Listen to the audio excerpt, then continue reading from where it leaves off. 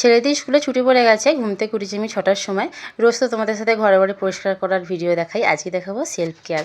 আমরা তো ঘরবাড়ি পরিষ্কার করতে করতে, সংসারকে সুন্দর রাখতে রাখতে নিজেদেরকেই ভুলে যাই যে নিজেদেরকেও একটু টাইম দিতে হয়, নিজেদের শরীরচর্চা, নিজেদের স্কিন কেয়ার সব কিছুই করতে হয়। তো আমি কিন্তু এগুলো সব কিছুই মেনটেন করার চেষ্টা করি। কাল ছিল ফরহানের অমাবস্যা, সেই জন্য কেউই আমরা ভাত খাবো না। এক্সারসাইজ করে নেওয়ার পর ডালটা সেদ্ধ বসিয়ে দিলাম, আর ফ্রিজ থেকে নারকেলটা বের করে রেখেছিলাম। ছোলা ডালে নারকেল দিলে বেশ ভালো লাগে। আর ব্রেকফাস্টে কিন্তু সবাই আমরা স্মুদি খেয়েছিলাম। তারপর সেটা ঘুম থেকে উঠে পড়ার পর ওদেরকেও একটু ফ্রেশ করে দিলাম। মাসে 1-2বার নিজের জন্য একটু সময় বের করে নিই, স্কিন কেয়ার, হেয়ার কেয়ার এগুলো সব করার জন্য। আর বাবানের তো জ্বর হয়েছে, ওকে একটু ওষুধ খাইয়ে দিলাম। এদিকে ফ্ল্যাক্সিডটা চুলে লাগিয়ে নিয়ে এদিকে চলে এলাম ছোলার ডালটা বসাতে।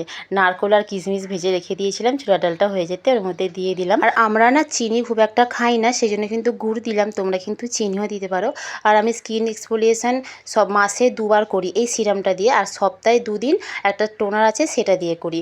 আর বডি স্ক্রাব সপ্তাহে 2 দিন করি। সিরামটা লাগিয়ে 15 মিনিট থাকতে হয়, এটা লাগিয়ে রান্নাও করা যাবে না, রোদেও যাওয়া যাবে না, সেই জন্য ঘরটা একটু গুছিয়ে নিলাম। আর এই যে আমি স্নানও করে নিয়েছি, এবার একটু স্কিন কেয়ার করবো। আজকে কিন্তু স্ক্রাবিং করেছি আর আমি রেজারিংও করেছি। অন্যদিন সানস্ক্রিনটা অ্যাভয়েড করলেও যেদিন স্ক্রাবিং করা হবে সেদিন কিন্তু অবশ্যই সানস্ক্রিনটা লাগাতেই হবে। এবার দুপুর হয়ে গেছে, এবার কিন্তু খেতে হবে, সেই জন্য গরম গরম রুটি বানিয়ে নিলাম। আর ছোলা ডাল তো রেডি আছেই। চলো দেখা হচ্ছে পরের ভিডিও।